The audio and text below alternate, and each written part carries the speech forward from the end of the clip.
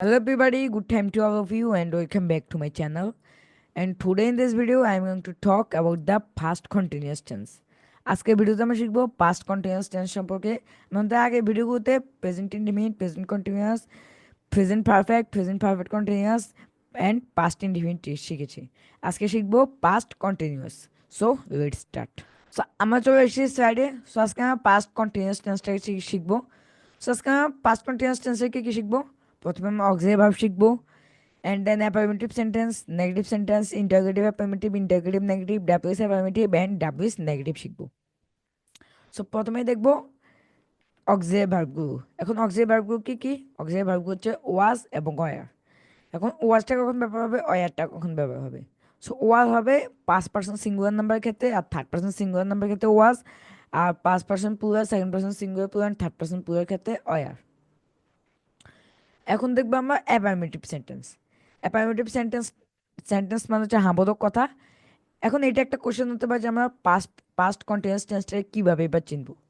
So এটাকে চিনবো হচ্ছে আমরা অতীতের যত চলমান কাজ আছে, অতীতের যত চলমান কাজ ছিল সবগুলোকে বলবো পাস্ট কন্টিনিউয়াস টেন্স।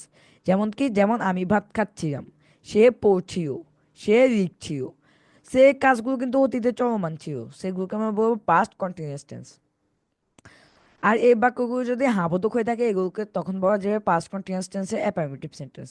যেমন আমি ভাত খাচ্ছিলাম, এটা কিন্তু একটা পাস্ট কন্টিনিউয়াস টেন্স, একই সাথে একটা অ্যাফার্মেটিভ বা হাবোধক কথাও। সেগুলোকে আমরা কীভাবে ইংরেজি করবো? সো আমি স্ট্রাকচারটাকে ফলো করবো। স্ট্রাকচারটা কি? Subject plus was are plus verb one plus ING plus object. এখন আমরা সাবজেক্টটা কীভাবে নির্ধারণ করবো? সাপোজ আমি বললাম আমি ভাত খাচ্ছিলাম। এখন এখানে সাবজেক্ট কোনটা হবে, আমি নাকি ভাত নাকি খাচ্ছিলাম? এখন এখানে সাবজেক্টটাকে নির্ধারণ করবো আমরা কীভাবে? সো সাবজেক্ট নির্ধারণ করার একটা সহজ টেকনিক আছে। টেকনিকটা কি? বাক্যে ভার্বকে যখন কে দিয়ে প্রশ্ন করা হবে তখন আমরা সাবজেক্টটাকে পেয়ে যাব। যেমন আমি ভাত খাচ্ছিলাম, এখন এখানে ভার্ব কোনটা? ভার্ব হচ্ছে খাওয়া। সো কে ভাত খাচ্ছিল? আমি ভাত খাচ্ছিলাম। সো আমি হচ্ছে সাবজেক্ট। সো ভার্বকে কে কে দিয়ে প্রশ্ন করে আমরা সাবজেক্ট পেয়ে যাব। সো আমি হচ্ছে সাবজেক্ট, আমি ইংরেজি কি? আমি ইংরেজি আই। সো আই আমার সাবজেক্ট বসিয়েছি। এটা আইটা যেহেতু একটা 5 পার্সেন্ট সিঙ্গুলার নাম্বার, সেই ক্ষেত্রে আমরা ওয়াজ বসাতে পারবো। সো ওয়াজ বসিয়েছি। অ্যান্ড দেন ভার্ব ওয়ান, আমাদের খাওয়া ইংরেজি কি? খাওয়া ইংরেজি আমাদের হচ্ছে ইট।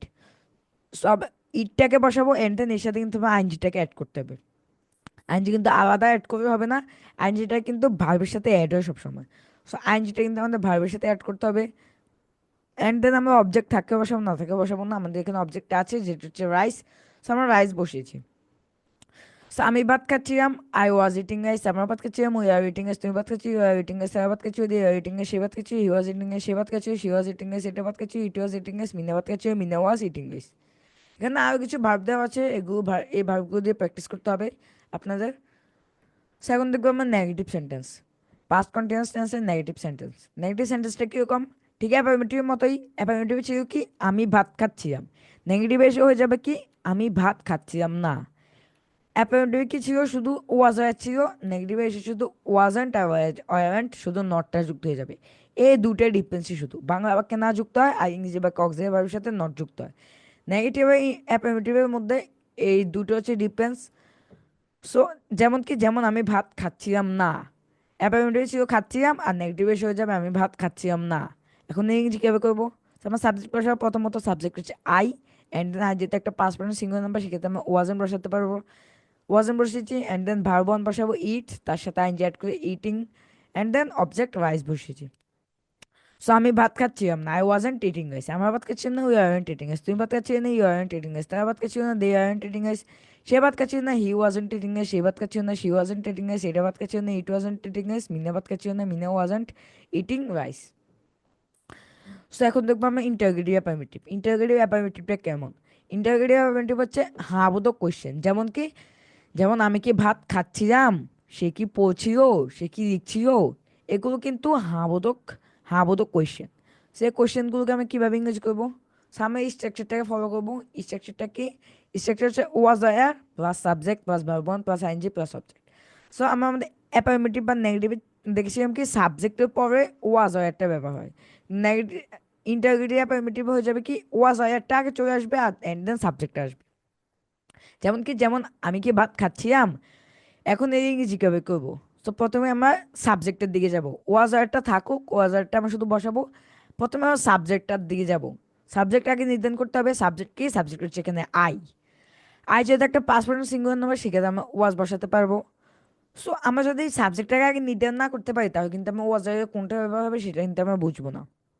সো দ্যাটস আমাদের আগে সাবজেক্টটা নির্ধারণ করতে হবে। সাবজেক্ট হচ্ছে আই। আই যেহেতু একটা পাঁচ পার্সেন্ট সিঙ্গুলার নাম্বার, সেক্ষেত্রে কিন্তু আমরা ওয়াজটাকে বসিয়েছি। অ্যান্ড দেন আমরা সাবজেক্ট বসাবো I, and then verb eat, ইটের সাথে আইন অ্যাড করে eating, and then object rice.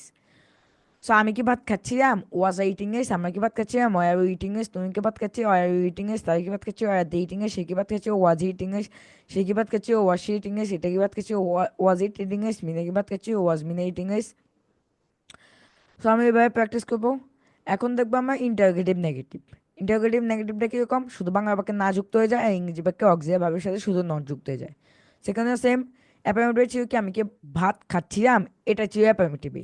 নেগেটিভে এসে হয়ে যাবে কি, আমি কি ভাত খাচ্ছিলাম না, শুধু নাটা যুক্ত হয়ে যাবে। সো আমি কি ভাত খাচ্ছিলাম না, এখন ইংরেজি কীভাবে করবো। সো প্রথমে আমরা সাবজেক্টটাকে আগে নির্ধারণ করতে হবে। সাবজেক্ট কি, সাবজেক্ট হচ্ছে প্রথমে আই। আইকে আমরা নির্ধারণ করেছি, অ্যান্ড দেন আমরা এখন আই যেহেতু একটা পাঁচ পার্সেন্ট সিঙ্গুলার নাম্বার, সেক্ষেত্রে আমরা ওয়াজনটাকে বসাতে পেরেছি। অ্যান্ড দেন আমরা সাবজেক্ট আইটাকে বসিয়েছি, and then verb on eat, তার সাথে ইনজেক্ট করে ইটিং হয়েছে, and then object rice.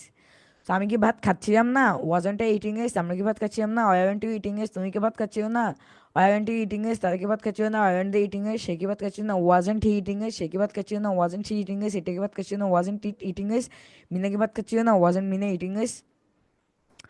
So এই ছিল ইন্টারোগেটিভ নেগেটিভ। এখন দেখবো আমরা ডাব্লিউএস অ্যাফার্মেটিভ।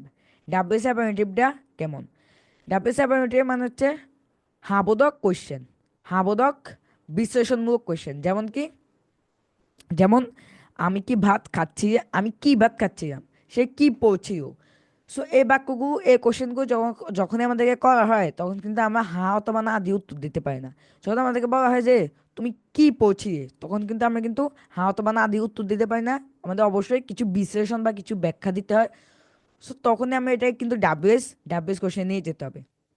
যখনই দেখবেন যে একটু ব্যাখ্যা দিতে হচ্ছে, শুধু হ্যাঁ অথবা না বলে দিয়ে, না বলে হচ্ছে না, যখন দেখবেন একটু ব্যাখ্যা দিতে হচ্ছে, তখন কিন্তু এটাকে ডাব্লিউএস নিয়ে যাবেন। তো যেমন কি, যেমন আমি কি ভাত খাচ্ছিলাম, এখন কিন্তু এখানে আমি হ্যাঁ অথবা না দিয়ে উত্তর দিতে পারবো না, অবশ্যই আমাকে কিছু বিশ্লেষণ দিতে হবে। সেই ধরনের বাক্যকে আমি কীভাবে ইংরেজি করবো। So, আমি কি ভাত খাচ্ছিলাম, এখন ইংরেজি কীভাবে করবো। So, প্রথমে আমি ডাব্লিউএস ওয়ার্ড বসাবো, এই স্ট্রাকচারটাকে ফলো করে। স্ট্রাকচার দেখতে পাচ্ছি যে প্রথমে ডাব্লিউএস ওয়ার্ড আমাদেরকে বসাতে হবে। সেখানে ডাব্লিউএস কোনটা, ডাব্লিউএস ওয়ার্ড কোনটা। সো আমি কি ভাত খাচ্ছিলাম, এখানে ডাব্লিউএস ওয়ার্ড হচ্ছে এই কি। সো কিটা কি ইংরেজি, কি কি ইংরেজি হচ্ছে হোয়াট। সো হোয়াট হচ্ছে আমাদের WH word. So WH word হোয়াটটাকে আগে আমরা বসিয়েছি, অ্যান্ড দেন আমরা সাবজেক্টের দিকে চলে যেতে হবে। সাবজেক্টটাকে নির্ধারণ করতে হবে। সাবজেক্টটা কি, সাবজেক্ট হচ্ছে আই। সো আমি যেহেতু, দ্যাটস ওয়াই সাবজেক্ট হবে আই। সো আগে আমার সাবজেক্ট আমাদের নির্ধারণ করতে হবে। সো আই যেহেতু একটা পাঁচ পার্সেন্ট সিঙ্গুলার নাম্বার, সেক্ষেত্রে আমরা আগে ওয়াজ বসাতে পারবো।